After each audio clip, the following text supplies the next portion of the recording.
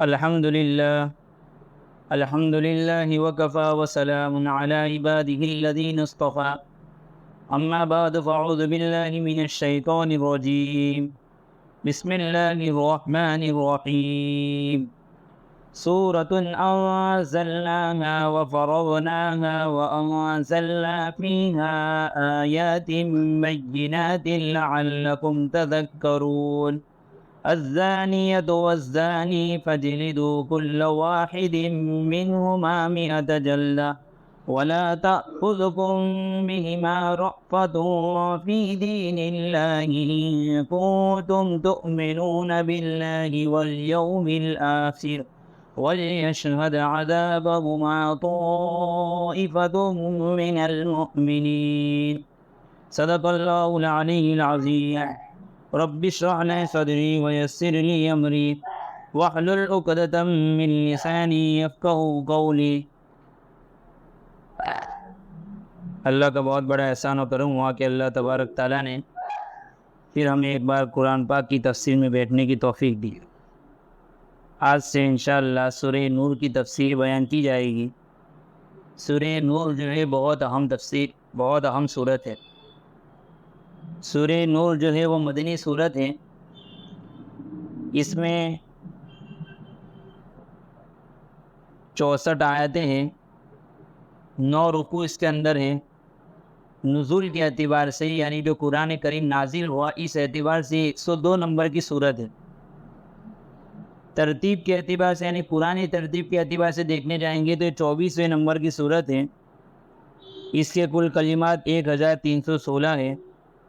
حروف اس کے 5980 ہیں.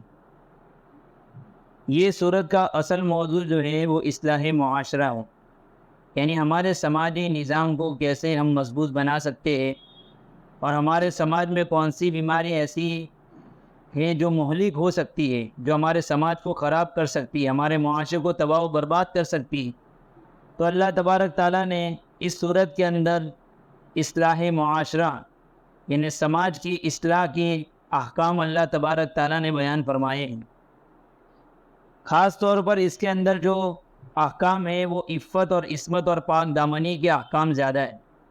زنا سے بچنے کے، عورتوں کے پردے کے، مرد کے نگاہیں نیچی رکھ کے چلنے کے، ایسے بہت سارے احکام جس کے نتیجے میں آدمی زنا تک پہنچ جاتا ہے. تو اللہ تبارک تعالیٰ نے ان تمام احکام کو تفسیر کے ساتھ اس سورہ نور کے اندر بیان فرمایا ہے. سورہ نور کی خصوصیت میں ایک حدیث بیان کی جاتی ہے جو در منصور کی حدیث ہے کہ اللہ کے نبی پاک صلی اللہ علیہ وسلم نے فرمایا کہ مردوں کو سورہ مائدہ اور عورتوں کو سورہ نور سکھاؤ. یعنی ہمارے گھر میں ہم سورہ نور کی تعلیم دیں. ہم کیسے دیں گے؟ تو ہم جو ہے جو ایسے تفسیر کے حلقے جہاں پر لگتے ہو، جہاں پر سورہ نور کی تفسیر ہو، اس میں جو باتیں بیان کی جائے وہ ہم ہمارے گھروں میں بھی بتا دیں. تو مردوں کے لیے سورہ مائدہ اور عورتوں کے لیے سورہ نور ہے. اس کو ہم سیکھیں اور ہمارے گھروں میں عورتوں کو سکھاویں. اسی طریقے سے حضرت عمر فاروق رضی اللہ تعالیٰ عنہ نے اہل کوفہ کے نام اپنے ایک فرمان میں تحریر فرمایا کہ تم اپنے عورتوں کو سورہ نساء سورہ نور کی تعلیم دو. اللہ کے نبی پاک صلی اللہ علیہ وسلم کا بھی فرمان ہے اور حضرت عمر رضی اللہ تعالیٰ عنہ نے بھی اہل کوفہ کو سورہ نور کی تعلیم حاصل کرنے کا فرمان جاری کیا ہے. تو بہت اہم صورت ہے. اس صورت کی اہمیت ہم کو اس کی پہلی آیت سے معلوم ہو جائے گی. اللہ تبارک تعالیٰ نے اس کی پہلی آیت میں بیان فرمایا سورۃ انزلناہا، یہ ایک صورت ہے جس کے الفاظ کو ہم نے نازل کیا. انزلناہا، جس کے الفاظ کو ہم نے نازل کیا.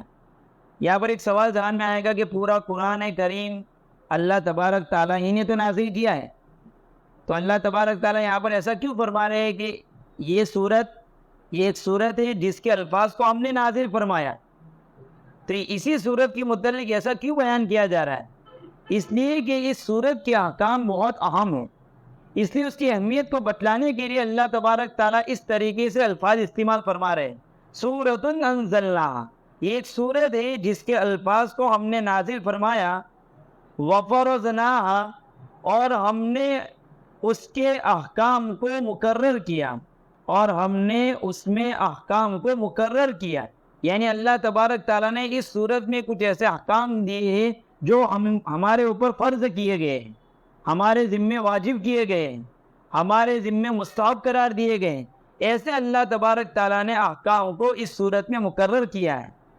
وَأَنزَلْنَا فِيهَا، اور ہم نے ان احکام کے دلائل کے لیے، جو احکام دیے اس احکام کے دلائل کے لیے، آیات بینات لعلکم تذکرون، صاف صاف آیت بیان کی ہے تاکہ تم لوگ نصیحت حاصل کرو۔ یہ اللہ تبارک تعالیٰ نے پہلی آیت میں بیان فرما دیا ہے، یعنی ہم نے اس کے اندر احکام نازل کیے ہیں، اس احکام کے دلائل بھی نازل کیے ہیں اور صاف انداز میں نازل کیے ہیں تاکہ پورا سماج جو ہے، پورا مسلمان اور پوری انسانیت اس کے احکام کو جان کر اس کے مطابق عمل کر سکے۔ یہ اللہ تبارک تعالیٰ نے پہلی آیت میں اس کی اہمیت بیان فرما دی۔ اس کے اندر جو احکام اب آگے بیان کیے جا رہے ہیں وہ جو ہے زنا کے احکام بیان کیے جا رہے ہیں کہ ایک آدمی زنا کا مرتکب ہو جاوے تو شریعت میں اس کی کیا سزا ہے۔ آگے کی آیت میں اس کو بیان کیا جا رہا ہے، پہلے میں اس کا ترجمہ سمجھے۔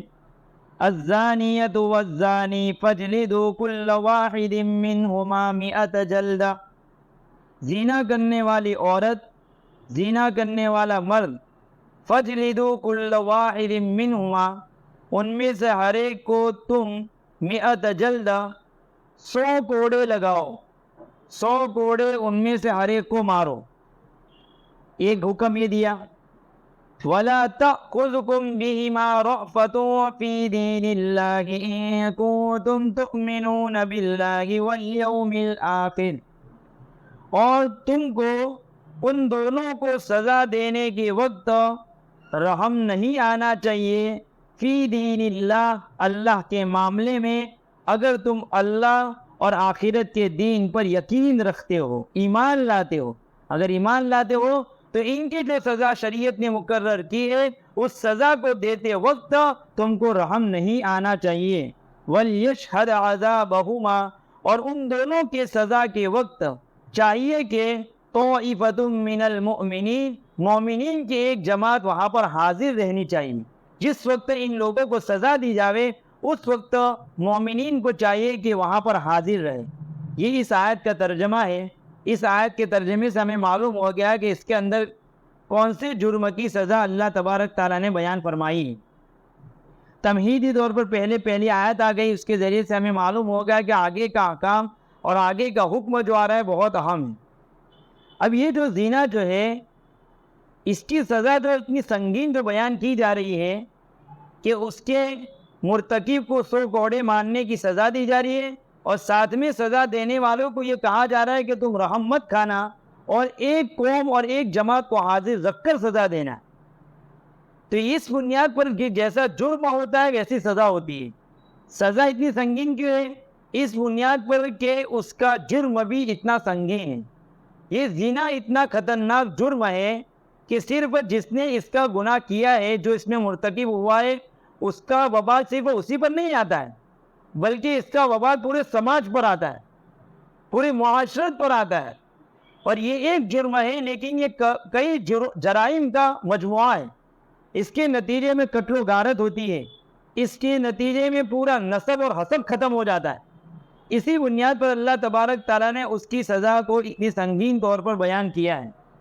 دیکھو آگے کی بات بیان کرنے سے پہلے میں یہ بات سمجھا دو، شریعت میں کچھ سزاؤں کو حدود کہا جاتا ہے، اس کو کہتے ہیں حدود شرعیہ، اور کچھ چیزیں جو ہوتی ہے جو سزا ہوتی ہے اس کو کہتے ہیں تعزیرات۔ شریعت میں حدود 4 ہے، 4 جرم ایسے ہیں کہ جس پر حد جاری ہوتی ہے، اور جہاں پر حد کا لفظ آ جاوے وہاں پر کسی امیر، کسی بادشاہ یا قاضی اپنے اعتبار سے اس میں کمی زیادتی نہیں کر سکتا ہے، بلکہ شریعت نے جیسا کہا ہے ویسا ہی کرنا پڑے گا، اس کو کہتے ہیں حد۔ تو ایسے حدود 4 ہیں۔ وہ کب جاری ہوتا ہے؟ ایک تو کوئی آدمی چوری کرے، چوری کرنے پر جو شریعت نے سزا دی ہے وہ سزا میں قاضی یا امیر تخفیف نہیں کر سکتا ہے، کمی بیشی نہیں کر سکتا ہے۔ دوسری سزا ہے، دوسرا جرم ہے زنا۔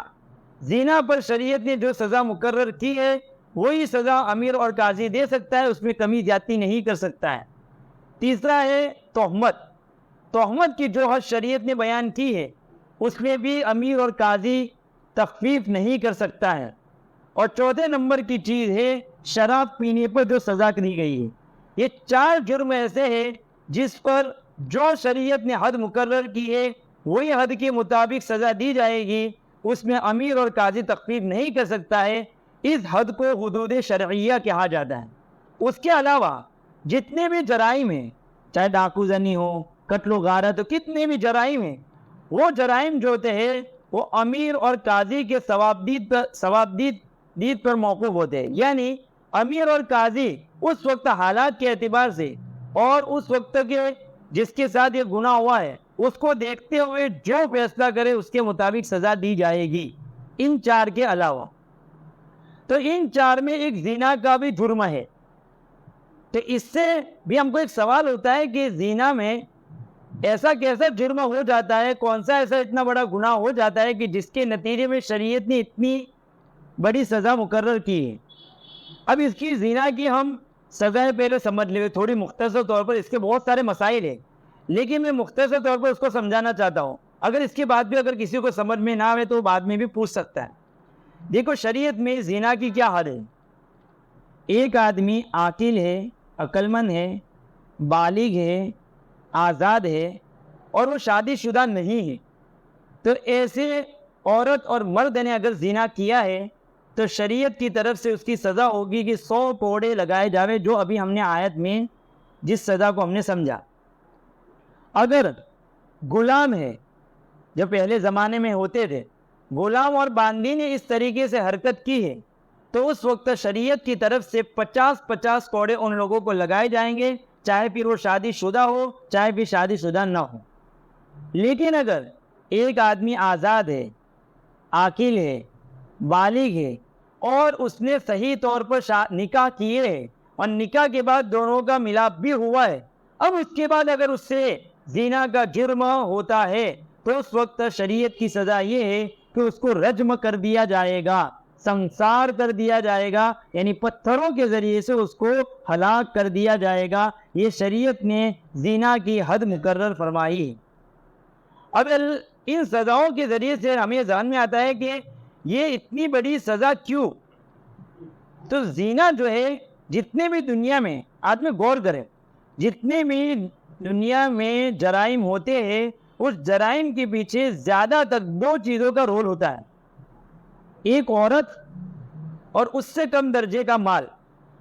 اگر کوئی قانون ان 2 چیزوں پر کنٹرول کر لے، عورت پر اور مال پر، کہ اس کو حدود میں رہ کر اس کو چلاوے، تو وہ ملک اور وہ قانون چلانے والے لوگ کامیاب ہو جائیں گے۔ لیکن اگر انہوں نے آزادی دے دی تو ان دونوں صورتوں میں ملک اور وہ قانون سب چیزیں تباہ و برباد ہو جائے گی، جیسے کہ ہم ہمارے آنکھوں سے دیکھ رہے آج کل۔ تو ایک تو یہ بڑا جرم یہ ہے۔ دوسرا اس بنیاد پر کہ اگر کسی شخص کی بیٹی، بہن یا بیوی پر کوئی ہاتھ ڈالے، یہ ہاتھ ڈالنا ایسا ہے گویا کہ اس آدمی نے سامنے والے کو ہلاک کر دیا، اس لیے کہ آدمی ان لوگوں کی عزت بچانے کے لیے مال جان سب دے سکتا ہے، لیکن عزت پر کوئی ہاتھ ڈالے وہ آدمی گوارا نہیں کر سکتا ہے۔ اس لیے اگر کسی بیوی پر کسی نے ہاتھ ڈالا، کسی کی بیٹی پر کسی نے ہاتھ ڈالا، تو اس کا جو بھائی ہوگا، اس کا شوہر ہوگا، وہ اس وقت تک اگر غیرت مند ہے تو وہ اس وقت تک چین سے نہیں بیٹھ سکتا ہے جب تک کہ اس کا بدلہ نہ لے۔ اور بدلے میں یہاں تک نوبت پہنچ جاتی ہے کہ وہ نسلوں میں بھی یہ نفرت پیدا ہو جاتی ہے۔ یہ اتنا خطرناک جرم ہے کہ قتل و غارت ہو جاتی ہے، جس کے نتیجے میں پورا سماج جو ہے تباہ و برباد ہو جاتا ہے۔ دوسرا کیا ہوتا ہے، زنا جب عام ہو جاتا ہے تو نسب کا تحفظ نہیں ہوتا ہے، نسب ختم ہو جاتا ہے۔ کون کس کا بیٹا ہے، کون کس کی ماں ہے، کون کس کا باپ ہے، وہ ختم ہو جاتا ہے۔ آج جب مغربی تہذیب نے جو اپنے قانون جاری کیے، جس کے نتیجے میں یہی ہو رہا ہے، بچہ پیدا ہو رہا ہے، بچہ بڑا ہو رہا ہے، اس کو معلوم نہیں ہے کہ اس کا باپ کون ہے، اس کو معلوم نہیں ہے اس کی ماں کون ہے۔ ایک آدمی نکاح کے نتیجے میں جب اولاد ہوتی ہے تو اس کو بہت ساری چیزوں کی اور بہت سارے جانب سے اس کو شفقت ملتی ہے، دادا کی، دادی کی، ماں کی، باپ کی شفقت ملتی ہے، اور اسی شفقت میں آدمی شریف بنتا ہے، آدمی سماج کو لے کر چلنے والا بنتا ہے۔ جب آدمی نکاح کے نتیجے میں اپنی بیوی کو لائے گا تو اس کے نتیجے میں اس کے اوپر ایک حق آتا ہے کہ وہ اس کے کھانے کا انتظام کرے، اس کے لباس کا انتظام کرے، یہ سب حقوق کو وہ ادا کرنا سمجھتا ہے۔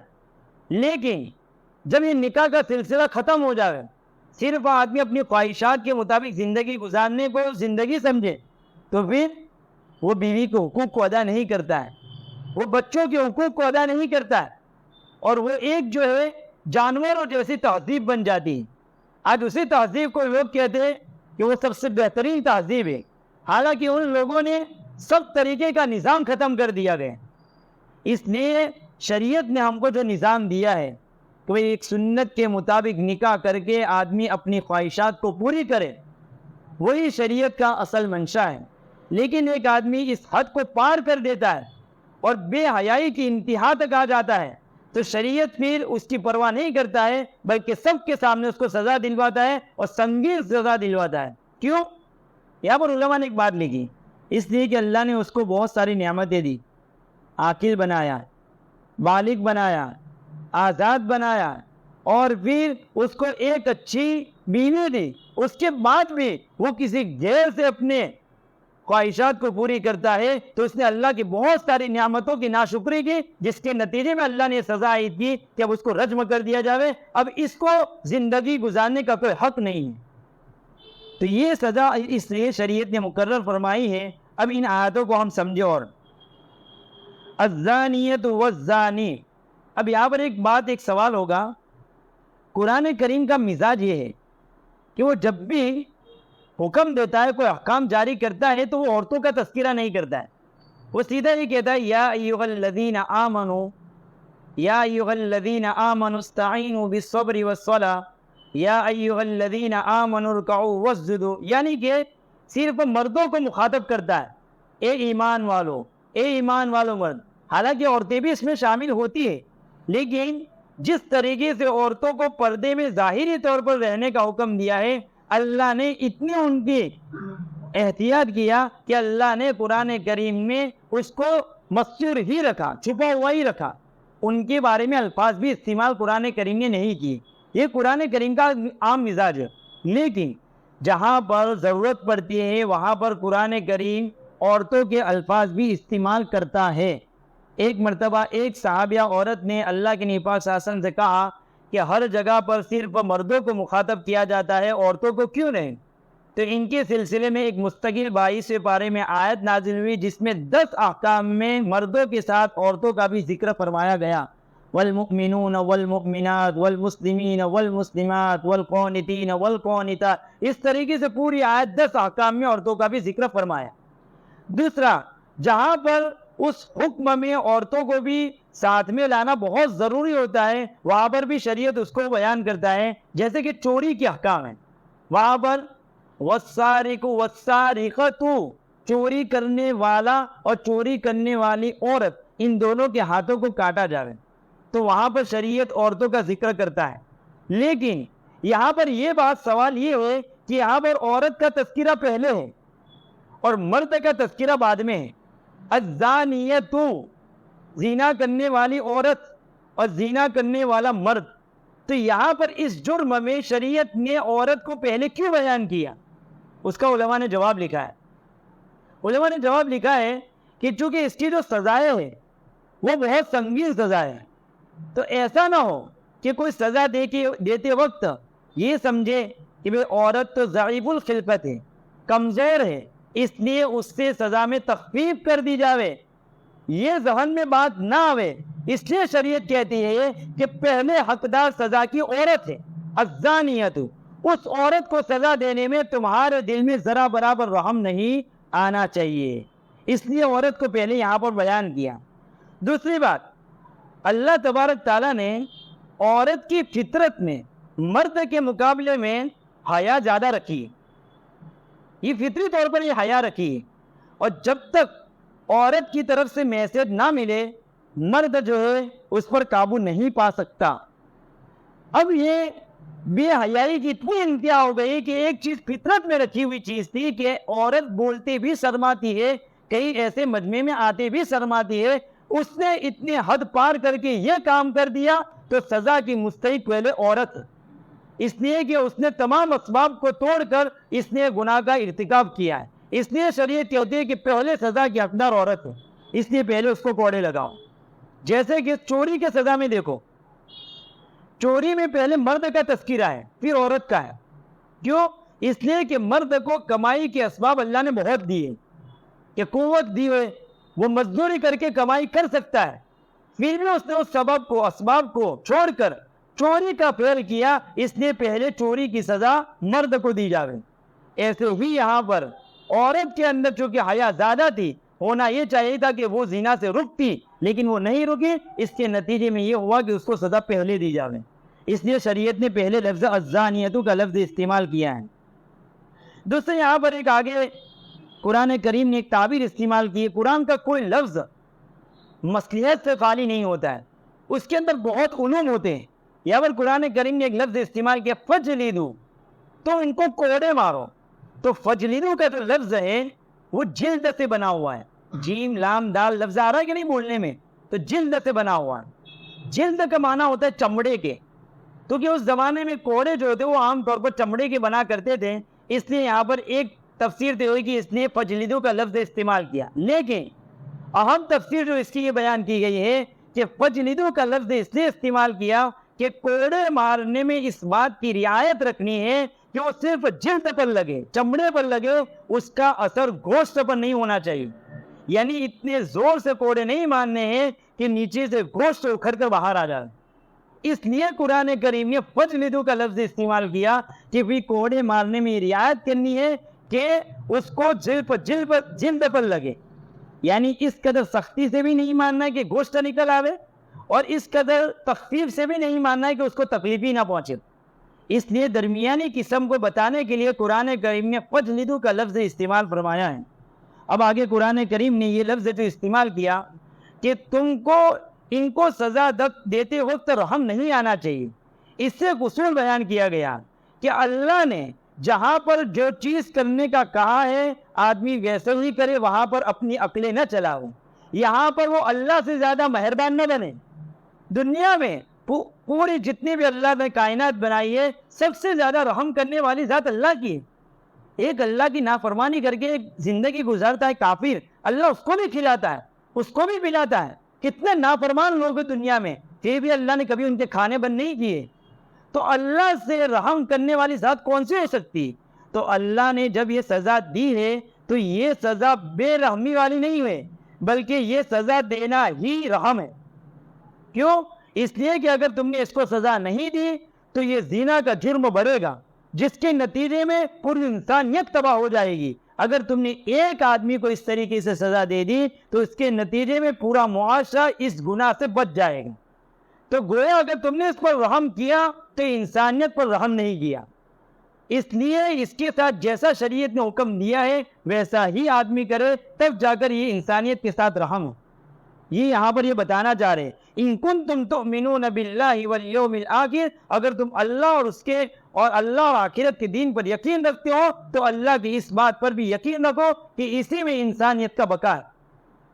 پھر آگے بیان کیا وَلْيَشْهَدْ عَذَابَهُمَا طَائِفَةٌ مِّنَ الْمُؤْمِنِينَ، اور چاہیے کہ ان کے عذاب کے وقت ایک جماعت مومنین کے حاضر رہو۔ دیکھو شریعت کا مزاج کیا ہے؟ شریعت کا مزاج یہ ہے کہ آدمی کسی کے گناہ کو فاش نہ کرے۔ اگر کوئی کسی آدمی کو گناہ میں دیکھ لے تو شریعت کہتے ہیں کہ اس کے پاس جاوے اور تنہائی میں اس کی اصلاح کرے، اس کے گناہ کو اٹھا لینا۔ یہ شریعت کا مزاج ہے۔ کیا آدمی بے پردگی کر رہا ہے، غیر محرموں کی طرف نظر اٹھا کر دیکھ رہا ہے، یہ بھی زنا میں مبتلا نہیں ہوا، تب تک شریعت کا حکم کیا ہے؟ اس آدمی کے پاس جاؤ، اس کو سمجھاؤ، تنہائی میں اس کو سمجھاؤ، انشاءاللہ سمجھ جائے گا۔ لیکن یہاں پر دیکھو شریعت نے کیا کہا؟ اس کو سب کے سامنے سزا دو۔ تو یہ تو اس کے گناہ کو فاش کیا جا رہا ہے۔